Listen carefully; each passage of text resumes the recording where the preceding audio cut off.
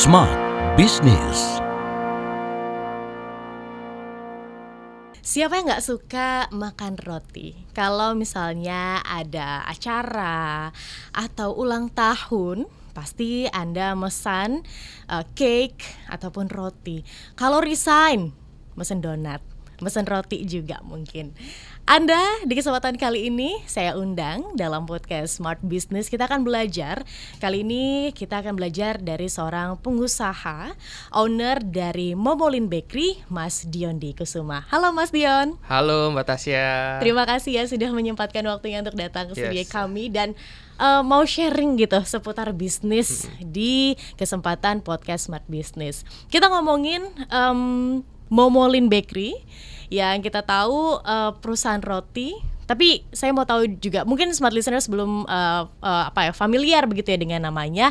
Mungkin Mas Dion boleh sharing ini toko roti apa sih, kayak gitu, khasnya di mana sih, atau seperti apa? Silakan. Ya, jadi Momolin Bakery itu adalah bisnis roti yang ada di Bekasi. Awalnya ini adalah bisnis keluarga yang dimulai sama papa saya dari tahun 2001. Ya, saya sebagai generasi kedua yang melanjutkan nih usaha ini. Nah, kita apa aja sih yang kita sediakan? Yaitu ada mulai dari roti, kue ulang tahun dah, terus habis itu brownies dan berbagai macam snack yang untuk memenuhi ya jajanan-jajanan sehari-hari.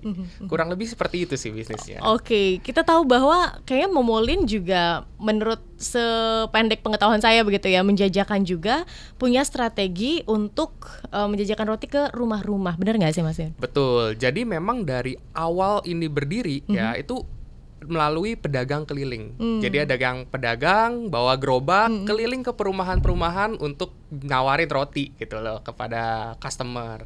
Ya customer kita kebanyakan kan ada ibu rumah tangga yang mungkin butuh kita jemput bola ya bisa dibilang. Kita samperin, kita yang tawarkan gitu. Kita yang jadi proaktif dibandingkan kita hanya duduk menunggu orang datang. Ya kita pikir ya udah kita lanjutkan saja cara penjualannya seperti itu. Ya kita datang, samperin, ya ada kemungkinan mereka jadi mau beli gitu loh. Oke, ini menarik ya, dimana biasanya toko roti lokal buka toko roti, ya udah begitu, tokonya aja, store-nya aja begitu. Tapi kalau Momolin sendiri seperti apa? Ya kalau Momolin sendiri sebenarnya ada beberapa channel penjualan. Ya yang pertama kan tadi tuh gerobak keliling ya pakai pedagang.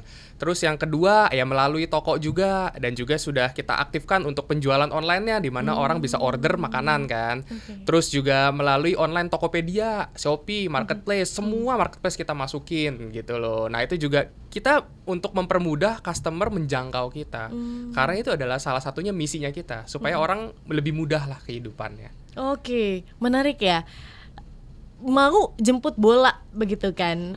Jemput bola, walhasil ada juga effort untuk menjemput pelanggan. Jadi nggak cuma diem aja begitu. Betul, ya. kita yang harus proaktif lah. Harus gitu, proaktif ya. betul. Tapi untuk bersaing dengan mungkin roti nama-nama lain yang sudah besar, pabrikan yang sudah besar, apa nggak takut gitu saat mencetuskan untuk oke, ayo kita jemput pelanggan keliling, misal keliling perumahan-perumahan. Justru malah dengan cara seperti itu yang bisa membedakan kita dengan yang lain.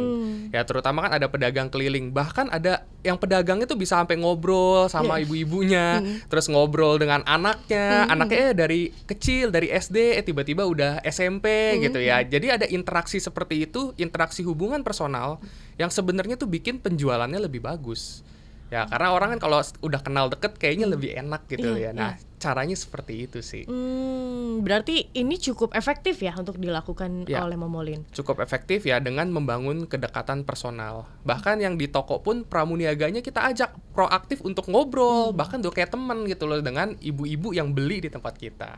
Oke, Seperti itu. karena fungsi kunci utama pembelian tuh di ibu-ibu ya. Betul. Dan ibu-ibu biasa suka ngobrol. Iya, Ya selama benar-benar. kita bisa ngobrol ya mereka akan happy banget sih. Menarik ini. Tapi kan akan jadi tantangan lagi nih, Mas Dion, di mana ada manpower di sana, begitu kan? Betul. Ada tukang yang harus menjajakan itu. Ini gimana? Apakah dilakukan training khusus kah atau seperti apa? Oke, kalau training biasanya kalau pedagang baru, bahkan semua karyawan baru itu wajib banget training di produksi. walaupun divisinya tidak ada hubungannya. Oke. Ya misalnya dia mau dagang, ya kan tinggal dagang, yang penting belajar jualan mikirnya. Iya. Padahal enggak, dia harus tahu di balik layarnya. Tahu cara produk-produknya apa saja, ya kan, proses pembuatan roti bagaimana. Ya jadi ketika dia terjun di lapangan, dia udah ngerti gitu. Oh, bikin roti seperti ini. Kalau ada pelanggan tanya, pakai bahan ini nggak? Iya, pakai bahannya ini. Dia bisa jelasin. Ya selain itu juga pasti training untuk komunikasi. Ya, komunikasi itu kan juga penting ya dengan pelanggan. Bagaimana sih cara ngobrol? Bagaimana kalau ditanya ABC, kita jawabnya apa gitu loh. Harus nyambung. Ya kurang lebih training yang diberikan ya seperti itu sih. Oke, berarti tukang roti di Momolin juga itu di training ya? Di training, betul. Di training, ada meeting rutin gitu loh. Memang mereka statusnya ya mitra lah, karena kan kita kan mereka berdagang produknya kita.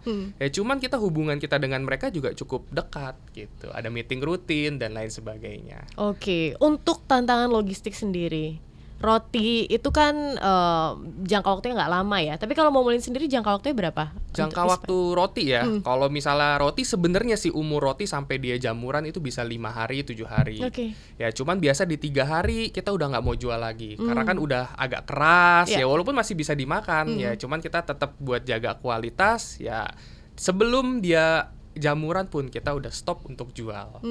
Tapi logistik ini jadi tantangan nggak untuk Momolin sendiri? Logistik tentu jadi tantangan sih. Namanya bisnis makanan, ya biasanya tuh orang akan mencari yang deket dengan tempat tinggalnya dia. Yes. Ya jadi salah satu cara kita untuk scale up adalah kita harus menambah banyak titik lokasi distribusinya.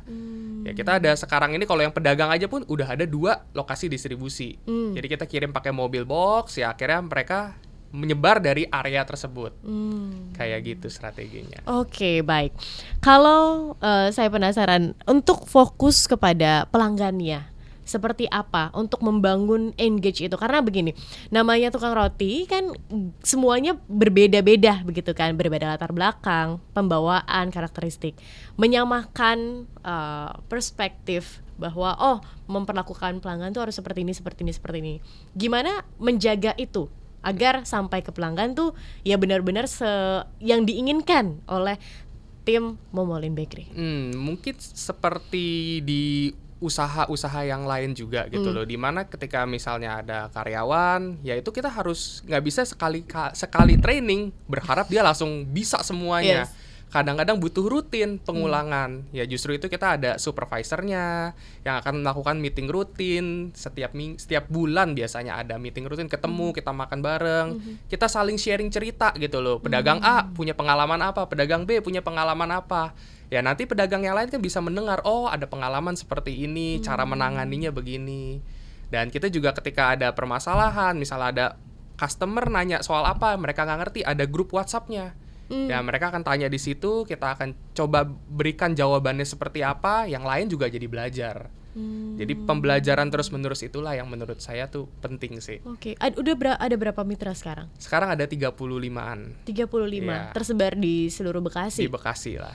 Oke, jadi mereka kembali ambil roti pagi-pagi, jualan begitu kan? Betul. Oke. Kayak gitu. Hanya sehari aja?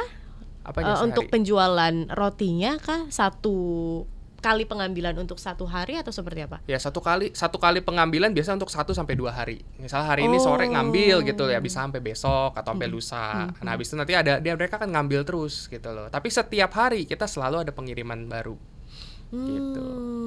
I see, baik. Tapi kalau dari Momolin sendiri, ingin outputnya itu seperti apa sih ke pelanggan lewat dari tukang rotinya? Maksudnya outputnya gimana tuh? Hasil yang diinginkan Momolin Bakery terhadap pelanggannya lewat dari mungkin para tukang rotinya. Apakah ingin lebih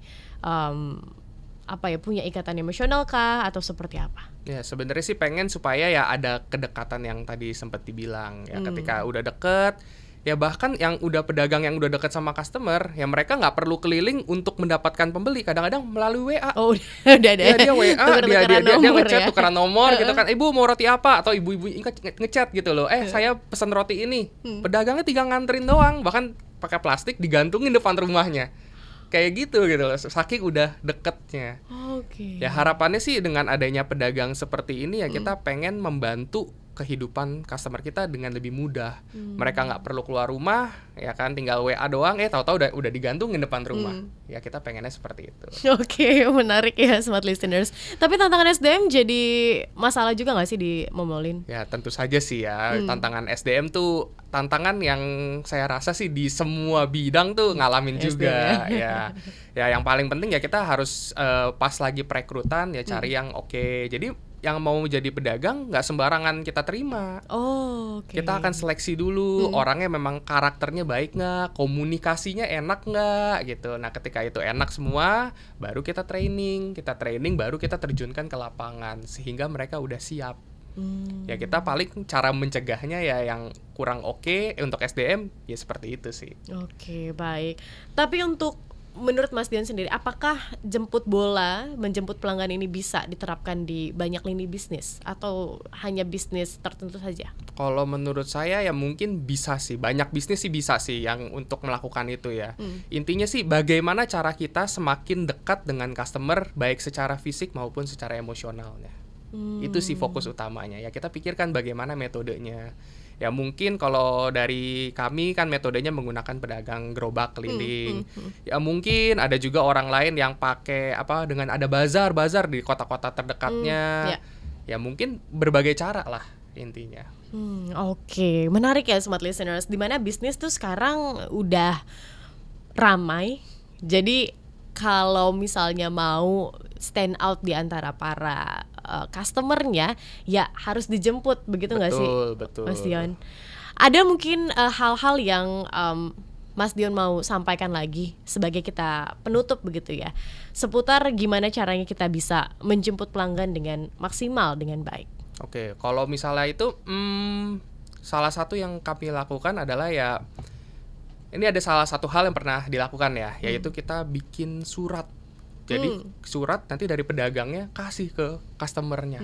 Ya suratnya kita sudah buatkan template-nya seperti ini gitu ya, kita kirimin. Karena biasanya orang itu tuh ngirimnya brosur. Taruh depan rumah brosur ya. Yang dimana brosur itu dibuang. Tapi ketika kita kirimin surat, mereka akan lebih baca, bahkan ada yang difoto dimasukin ke Instagram story.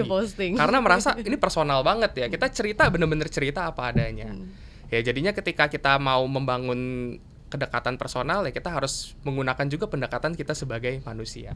Kurang lebih itu sih yang mau disampaikan. Wow, oke. Highlightnya di situ ya smart listener. Semoga bisa diterapkan juga di bisnis Anda dan bisa men-scale up bisnis Anda agar lebih besar lagi begitu ya. Ada sentuhan emosional di sana karena penjualan tuh nggak jauh-jauh dari emotional touch begitu ya. Dan terima kasih Mas Dion untuk sharing ya. Kita nantikan sharingnya di episode lainnya.